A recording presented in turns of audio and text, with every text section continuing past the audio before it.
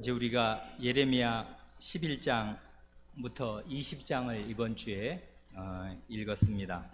그래, 거기 보면 문제를 이렇게 드렸습니다. 예언자의 상징적인 행위가 뜻하는 핵심 내용을 각각 한 줄로 써보라 그랬습니다.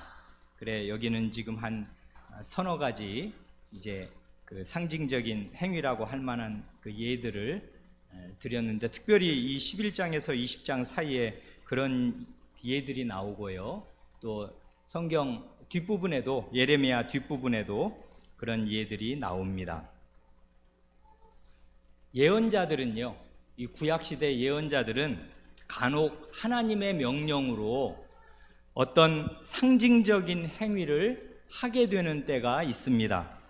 이걸 상징적인 행위라고, 뭘 보여주는 약간 희한한 행동을 하는데요, 이걸 예언자적인 행위라고 말할 수도 있습니다. 이건 뭐냐 하면, 한마디로 예언자가 자기가 전할 내용, 자기가 전할 메시지를 자기 몸으로 보여주는 거예요. 뭐 이런 게 있나 하겠지만, 제가 이건 전혀 다른 예인데, 요즘에도요 이런 상징적인 행동들이 있습니다. 제가 퀴즈를 내볼게요. 이거 한번 알아맞혀 보세요. 처녀가 아주 이제 잘 화장하고 옷을 입고 어느 의자에 딱 앉아 있습니다. 그런데 어느 청년이 갑자기 그 처녀 앞에 한쪽 무릎을 딱 꿇더니 장미꽃 한 송이, 그 붉은 장미꽃 한 송이 혹은 꽃다발을 이렇게 딱 말하자면 바칩니다. 이게 무슨 행동이에요? 시현, 모르지 않죠? 알죠? 네, 이렇게 압니다, 우리가. 이게 무슨 행동인지 다 안단 말이에요. 요즘에도요, 어떤 자기가 정말 마음에 드는 여성에게 구애할 때는 그럼 말로 해도 되는데, 뭘 이렇게 글로 써도 되지만, 이 꽃 한 송이 혹은 뭐 꽃다발을 준비해서 아주 예의 바르게, 그래, 나의 왕비가 되어 달라는 뜻으로요, 이렇게 그런 행동을 한단 말이에요. 그러면 그게 무슨 뜻인지, 그걸 그 행동을 받는 사람이나 그걸 지켜보는 주변 사람들이 저거 지금 뭐 하고 있다, 뭘 전달하려는 거다 하는 걸 금방 안단 말이에요. 예언자의 행동이란 이와 비슷한 것입니다. 꼭 같지는 물론 않아요. 그런데 이렇게요, 요즘에도요, 그 사람들이 왕왕 이런 상징적인 행동을 할 수 있고 합니다. 그런데 예언자의 이 상징적인 행위가 자기 자신에게, 예언자 자신에게는 뭘 뜻하는가, 그걸 한번 생각해 보면 좋습니다.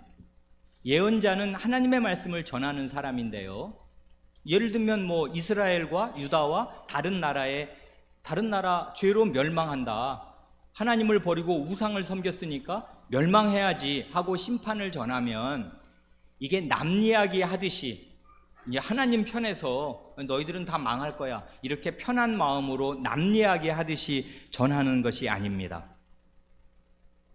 예언자의 상징적인 행위가, 이 예언자적인 행위가 뜻하는 것은, 예언자는 자기가 전할 그 하나님의 말씀의 메시지를 자기 몸소 겪게 됩니다. 그러니까 이게 요즘 여러분들이 하는 말로 장난이 아니라고요. 굉장히 더할 나위 없이 진지하고 심각하게 전하게 되는 것이에요. 그 메시지에 자기가 참여하게 되는 거예요. 그래서 심판을 전하면 자기가 약간 완화된 형태로 음식을 시식하는 것처럼 그 심판의 일부를 자기 몸으로, 자기 인생으로 맛보게 되는 거예요. 그러면서 메시지를 전하는 것입니다. 그러니 이 메시지는 굉장히 진정성이 있어요. 이게 장난이 아닙니다. 예를 들면 여러분 가지고 계신 그 성경, 그 이사야, 우리는 이제 이사야 다 읽고 이미 지나왔는데, 이사야서에도 이런 상징적인 그 행동, 예언자적인 행위가 있었습니다. 예를 들면 이사야 20장 1절로 3절인데요. 그거 한번 읽어보지요. 그 이사야, 세연이가 이사야 20장 1절로 3절 한번 읽어보십시오.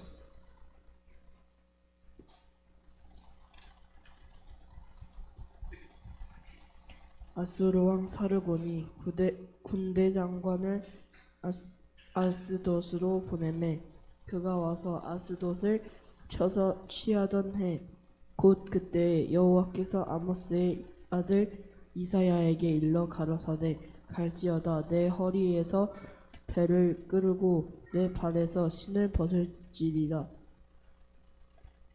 하시매 그가 그대로 하여 벗은 몸과 벗은 발로 행하니라. 3절. 여호와께서 가라사대 나의 종 이사야가 3년 동안 벗은 몸과 벗은 발로 행하여 애굽과 구스에 대하여 예표와 기적이 되게 되었느니라. 예, 여기 이제 뒤에 6절까지 마저 쭉 읽으면 이 상징적인 행위가 무슨 뜻인지 명백해지는데요. 이건 뭐냐면 아수르 왕이, 아스돗은 뭐냐면 블레셋 오방백 중에 하나잖아요. 오방백 그 도시 중에 해변 도시란 말이에요. 그러니까 블레셋에 속한 저 해변가에 있는 그 아스돗을 이제 쳐서 취합니다.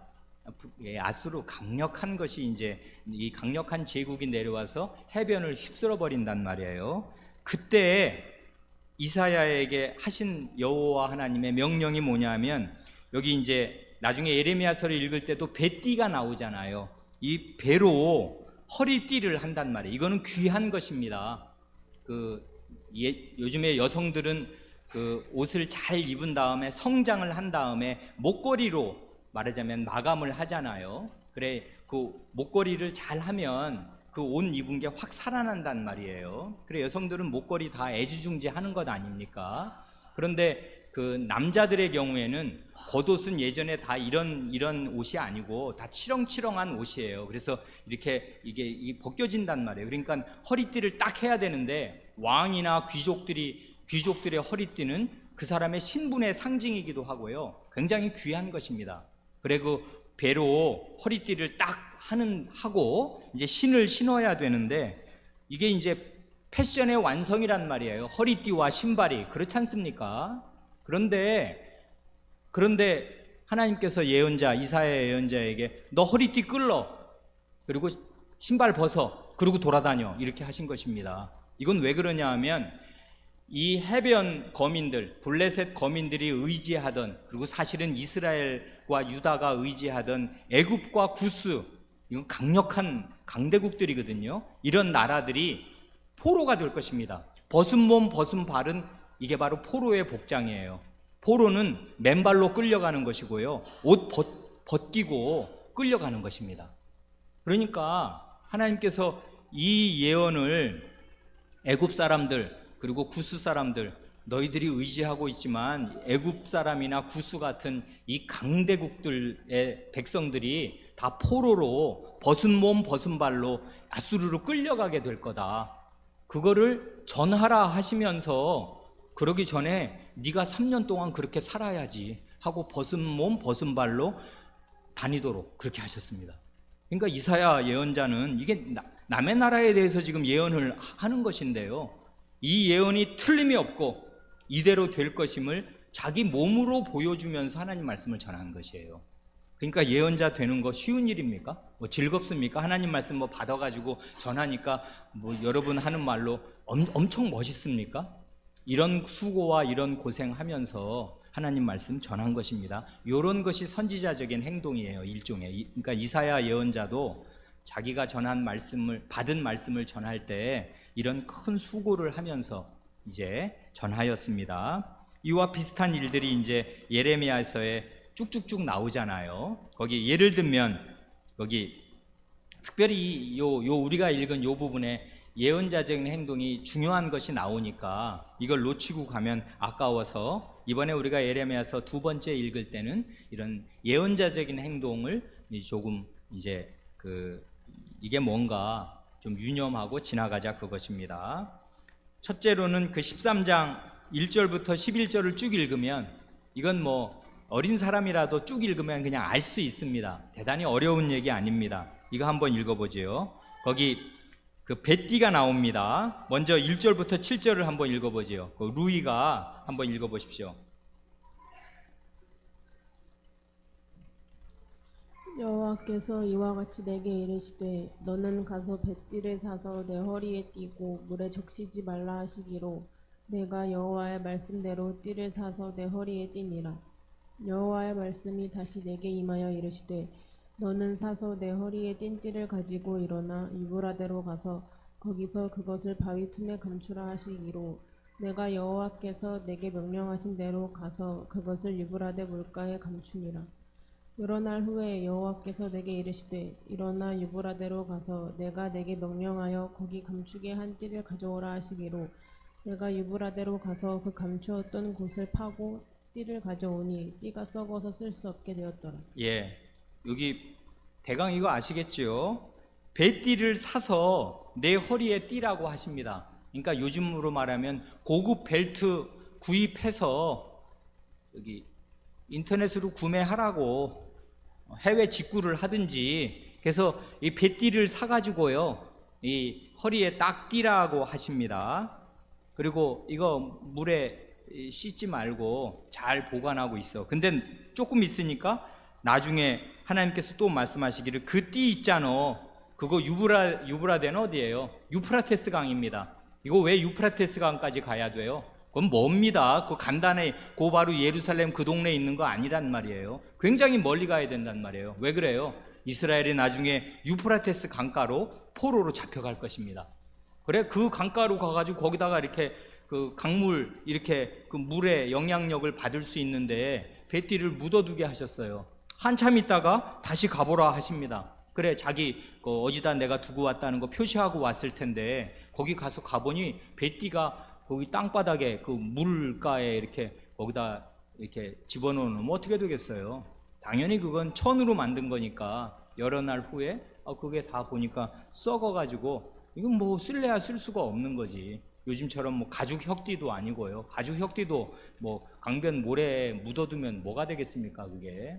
그런데 이렇게 됐습니다. 이게 무슨 뜻인가? 이런 것입니다. 마저 읽어보십시오. 8절로 11절. 여호와의 말씀이 내게 임하니라. 이르시되 여호와께서 이와 같이 말씀하시니라. 내가 유다의 교만과 이스라엘의 큰 교만을 이같이 썩게 하리라. 이 약한 백성이 내 말 듣기를 거절하고 그 마음에 완악한 대로 행하며 다른 신들을 따라 그를 섬기며 그에게 절하니 그들이 이 띠가 쓸 수 없음 같이 되리라. 여호와의 말씀이니라. 띠가 사람의 허리에 속함같이 내가 이스라엘 온 집과 유다 온 집으로 내게 속하게 하여 그들로 내 백성이 되게 하며 내 이름과 명예와 영광이 되게 하려 하였으나 그들이 듣지 아니하였느니라. 예, 이게 원래 하나님께서 이스라엘을요 하나님의 띠처럼 삼으셨습니다. 하나님의 명예가 되게 하시려고요. 이렇게 허리띠가 지금 요즘에도 이제 뭐 부자인 사람들은 뭐 악어 가죽 같은 걸로 허리띠 좋은 걸로 하겠습니다. 근데 예전에는요 허리띠가 이렇게 남자 옷 속에 들어가 있는 게 아니에요. 다 아시는 대로 겉옷 위에 허리띠를 딱 둘러매니까 허리띠는 탁 보면 허리띠가 먼저 보인단 말이에요. 나머지 옷은 다 똑같고 가운데 그 허리띠가 딱 보인단 말입니다. 그래 하나님께서 이렇게 하나님의 이름, 하나님의 명예와 영광이 되게 하려고 허리띠처럼 아주 귀중한 존재가 되게 하려고 이스라엘 백성을 부르셨는데 그 사람들이 듣지 않았으니까 네가 유프라테스 강가에 그 묻어두었던 그래서 썩어버린 그 허리띠처럼 이 백성 그렇게 되게 하겠다 하고 이런 행동을 선지자적인 행동을 하게 하셔서 이스라엘의 운명을 아주 분명하게 보여 주셨습니다. 이런 게 우리 요즘에 보면 이게 뭐 그런 일이 있어 이렇게 하겠지만 이게 구약 시대에는 특별히 의미가 이런 선지자적인 행동 이 의미가 있습니다. 또 하나 있습니다. 2번은 뭐예요? 이게 아까 이사야 예언자랑 아주 비슷한 건데요. 예언자는 자기가 어떤 심각한 특히 이 심판 국면에 온 나라가 멸망할 심판 국면에 하나님 말씀을 전할 때는 결코 편한 마음으로 이렇게 자기는 심판의 메시지와 아무런 상관이 없이 남 얘기하듯이 심판의 메시지를 전할 수가 없습니다. 그래 여기 두 번째 보면 혼인 출산을 금지하시고 초상집과 잔치집의 출입을 금지하십니다. 이거 한번 읽어보죠. 거기 누가 읽어볼까요? 우리 주연이가 거기 16장 2절부터 4절 한번 읽어보십시오.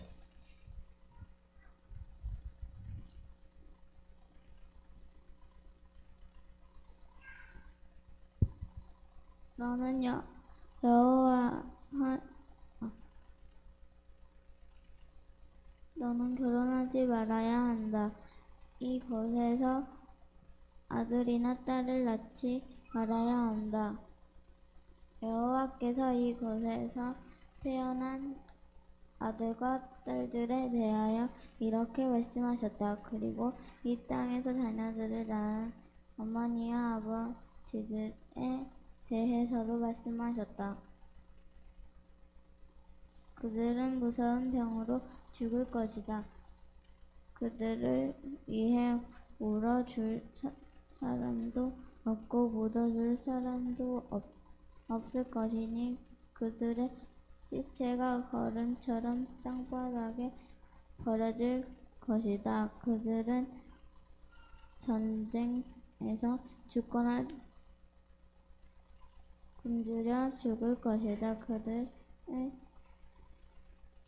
시체는 공중의 새들과 들짐승들의 먹이가 될 것이다. 예, 여기 이 예레미야 예언자는요, 이 하나님의 명령으로 평생 독신으로 살게 됩니다. 이분 40년간 하나님의 예언자로 살았는데요, 결혼하지 않고 당연히 결혼하지 않았으니까 자식이 없습니다. 왜 그렇게? 이거 원래 혼인은 하나님의 큰 복이란 말이에요. 아내를 얻는 자는 여호와께 복을 얻는 것이라. 그런데 이런 하나님의 복 하나님께서 예언자에게 안 주시고 금하십니다. 이게 그냥 일반 사람처럼 살지 못하게 하셔요. 왜 그러냐 하면 너는 이 땅에서 아내를 취하지 말며 자녀를 두지 말아라. 왜? 혼인과 출산, 이 사람에게 가장 자연스럽고 사람에게 가장 안정감을 주고 복과 기쁨이 되는 이 일을 왜 못하게 하시냐면 이 땅에서 나중에 결혼이 없어질 것이기 때문에 그래요. 그리고 태어난 사람들, 아까 우리 읽은 대로 거름처럼 이 거름을 귀히 여기나요? 이 사람 자녀들의 생명, 이 사람들의 생명이 똥무더기 같이요 길바닥에 내버려질 것입니다. 그래서 칼과 기근에, 전쟁과 이 굶주림에 망하게 될 것입니다. 그래, 묻어줄 사람이 없으니까 공중의 새와 땅 짐승의 밥이 될 것입니다. 이 사람이 시체가 매장도 되지 못한다는 거, 이것만큼 비참한 일이 없단 말이에요. 죽어서도 욕스러운 것 아니에요. 이렇게 이 이스라엘이 이렇게 될 거니까 그 메시지를 전하는 네가 지금 혼인의 기쁨, 출산의 기쁨 그런 거 맛볼 수 없고 너 자신이 먼저 그렇게 살면서 이 백성이 앞으로 어떻게 될 건가를 이제 하나님 말씀 전하라고 하십니다. 이건 대단히 예언자적인 행위는 말하자면 여기 심각한 거란 말이에요. 그렇지 않습니까? 비슷합니다. 여기 그 다음도 보면 초상집과 잔치집 가지 말라 그러셔요. 이러면 사회적인 관계 어려워진다는 거 아닙니까? 요즘 여러분 아버지나 어머니들 보면 남의 집에 다른 집에 경사가 있으면 혼인이 있으면 축하하러 가고요.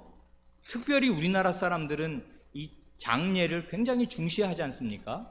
그래서 아니 결혼잔치에는 내가 결혼식에는 참석 못해도 장례식에는 꼭 가야지 해서 그 바쁜 중에도요 장례를 치르는 다른 사람들, 자기 직장 동료나 아는 사람들 그 장례식장에 꼭 가서 조문을 합니다.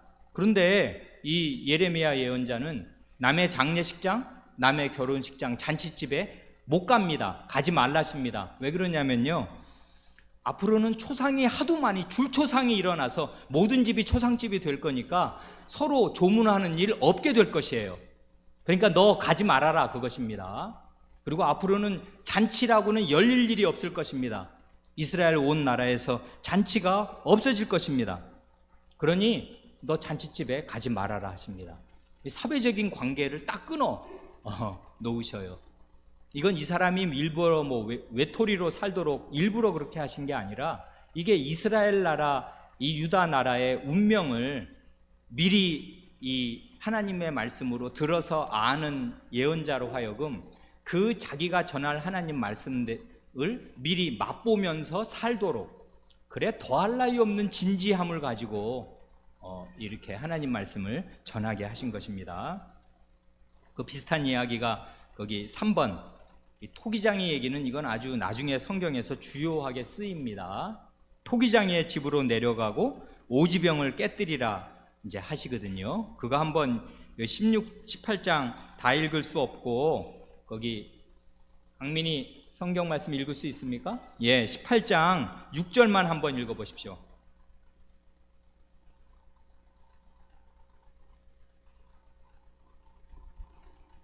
여호와의 말씀이니라. 이스라엘 족속아이 토기장이가 하는 것 같이 내가 능히 너희에게 행하지 못하겠느냐. 이스라엘 족속아 진흙이 토기장이의 손에 있음 같이 너희가 내 손에 있느니라. 예, 좋습니다. 여기 보시면 이 토기장이의 집으로 내려가라 하십니다.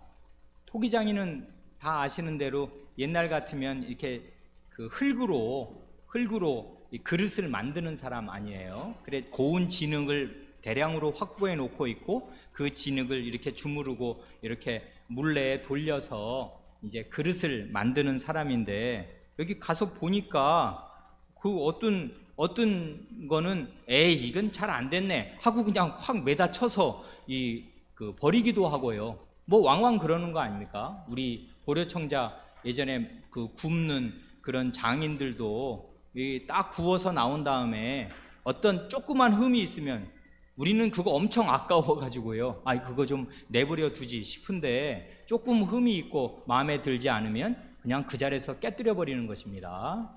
근데 그렇게 한다고 그거 아까운 걸 왜 그 돈 되는 걸 왜 버리나 누가 그렇게 말할 수 있냔 말이에요. 그건 토기장이 마음인 것이에요. 자기가 만들었고 자기 마음에 들지 않고 이건 좀 불량품이다 싶으면은 깰 수 있는 것이고, 진흙은 언제든지 또 망쳐진 진흙 물에 개해 가지고 다른 그릇 만드는 재료로 쓸 수 있단 말입니다. 이게 토기장이의 권한입니다. 그건 당연한 거지. 흙이 뭐라고 항의를 하겠어요? 어쩌겠어요? 왜 나를 깨냐고 얘기하겠어요? 어쩌겠어요?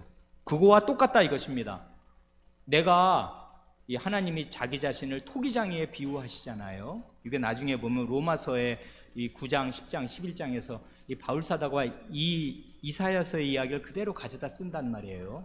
하나님께서 주권적으로 자기 백성을 구원도 하시고 자기 백성의 죄를 심판해서 멸망하시게 할 수 없는가? 당신들 토기장이 가 자기 흙에 대해서 어떻게 하는지 모르나? 그런데 하나님이 토기장이만큼의 권리도 없으신가? 여러분 자신에게 대해서 하는 것을 보여주는 것입니다. 그리고 나서는 이제 그 토기장이에 가서 지난번엔 구경만 했지 않습니까? 18장에서는 19장에서는 구경만 하지 말고 병 하나 사와라. 토기장이가 만든 잘 구운 병 하나 사와, 오지병 하나 사와라 해가지고 거기 보면 이렇습니다.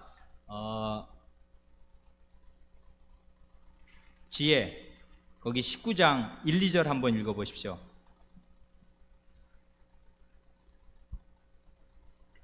여호와께서 이와 같이 말씀하시되 가서 토기장의 옹기를 사고 백성의 어른들과 제사장의 어른 몇 사람과 하시듬은 어기 곁에 있는 한 놈의 아들의 골짜기로 가서 흰 놈의 아들의 골짜기로 가서 거기에서 내가 내게 이른 말을 선포하여. 예.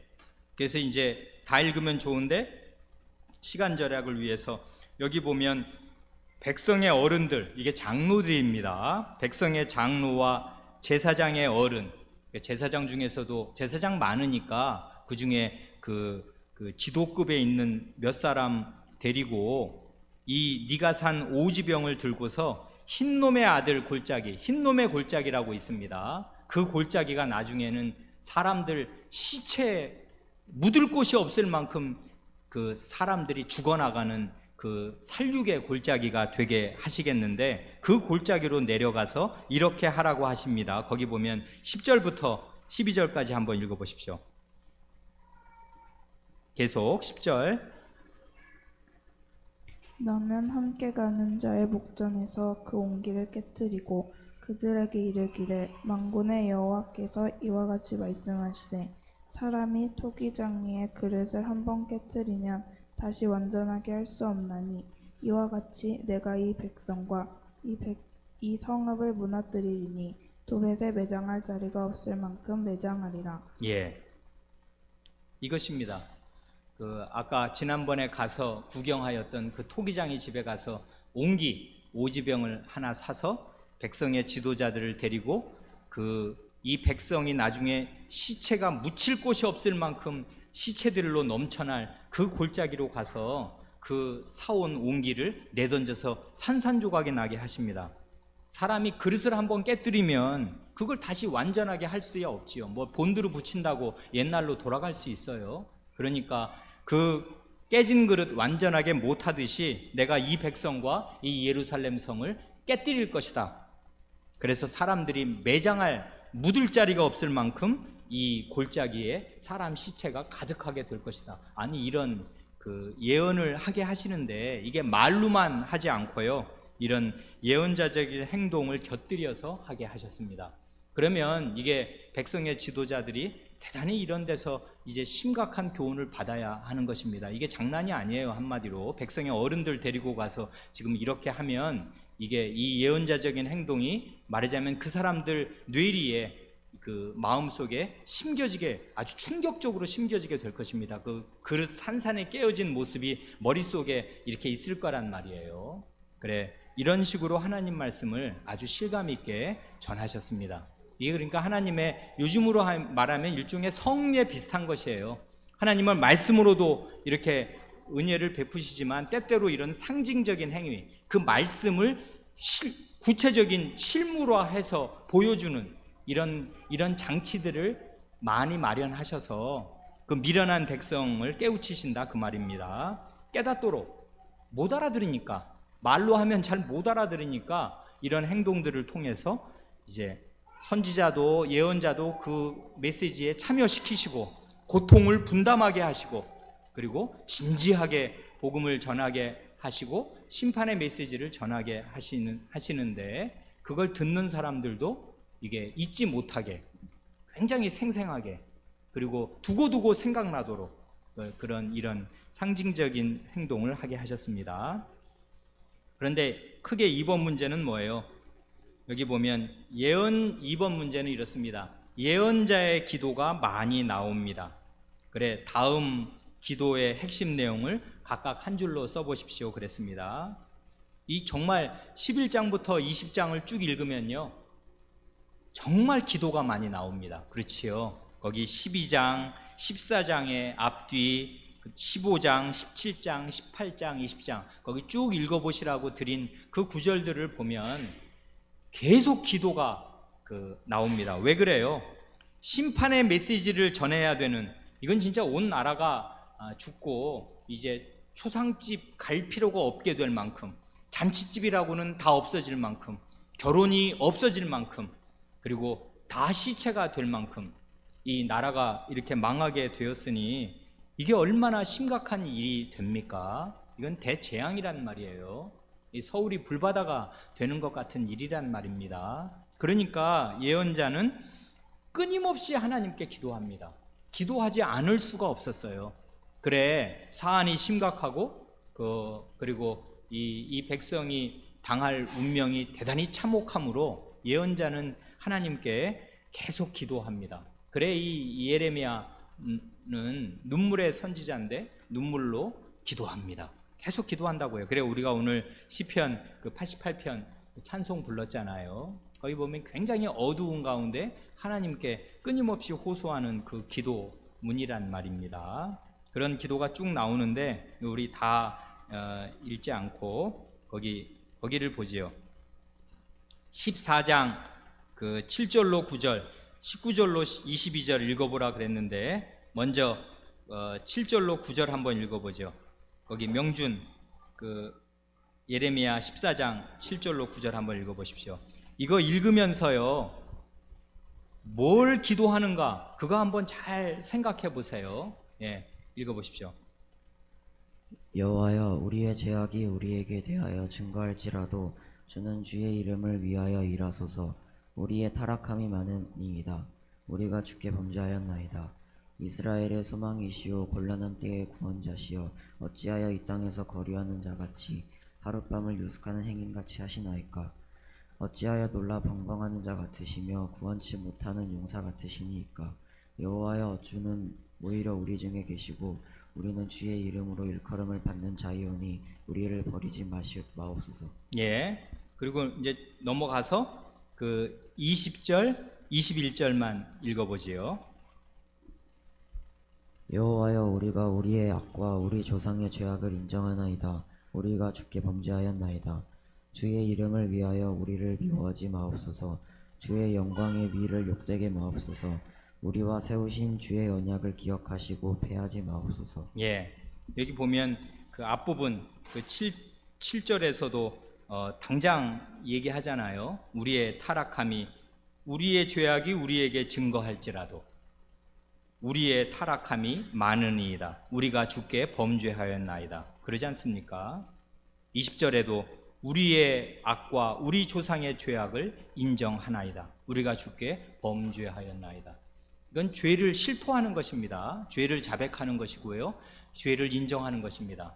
인정하지 않을 수 없게 되었는데 이 당시 나중에 상황을 보면 죄를 회개하지 않는 사람도 많습니다. 하나님 백성에. 그러니까 결국 멸망당하는 것이거든요. 그런데 이 예언자는 이스라엘 백성을, 유다 백성을 대표해서 하나님께 자기와 자기 조상의 죄, 자기 민족의 죄를 인정하고 고백합니다.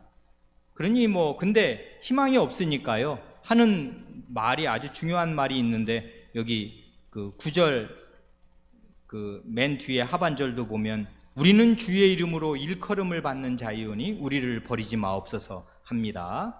그리고 맨 그 20절, 21절에도 보면 주의 이름을 위하여 우리를 미워하지 마옵소서 합니다. 우리와 세우신 주의 언약을 기억하시고 패하지 마옵소서 합니다.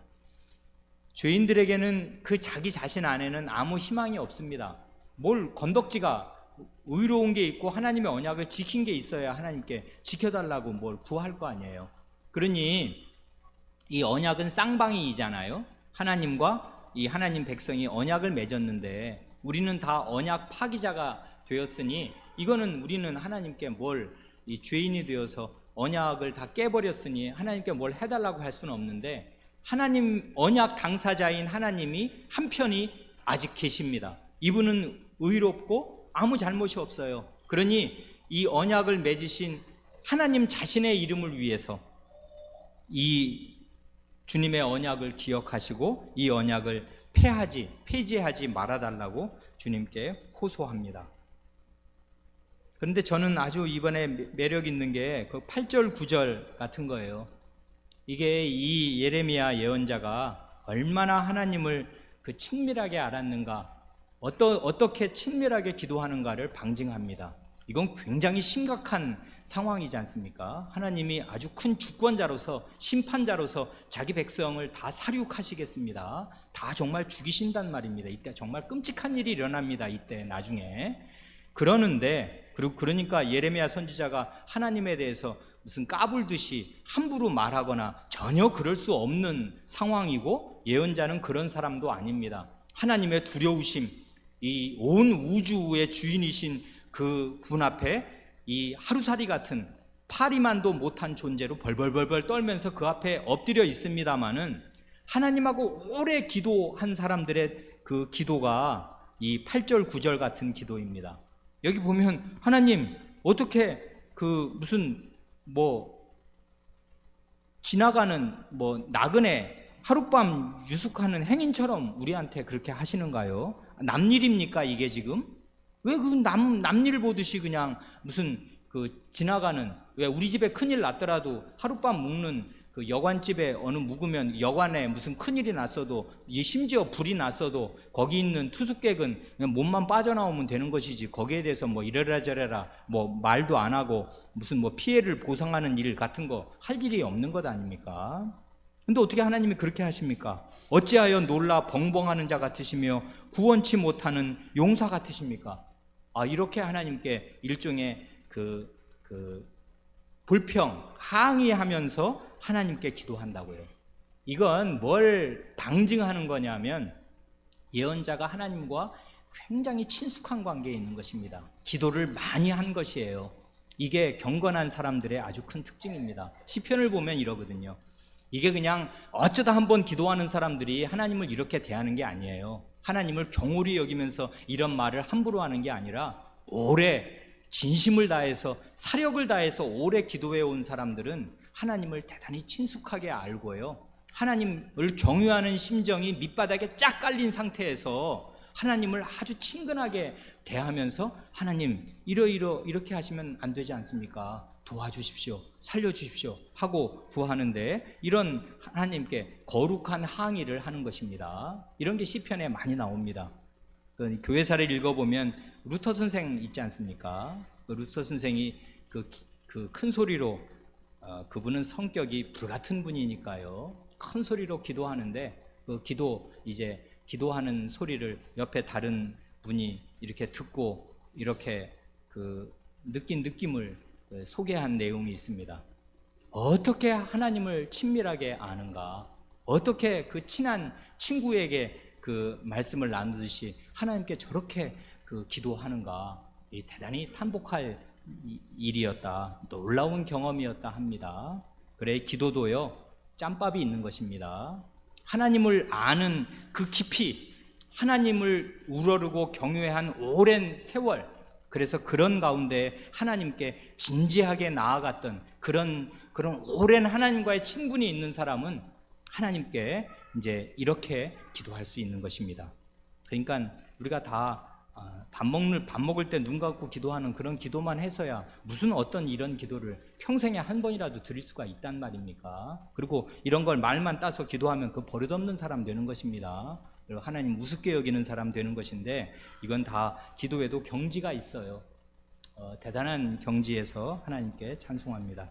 더 보면 좋은데 나머지는 여러분 해온 숙제를 제가 읽으면서 보도록 하겠습니다.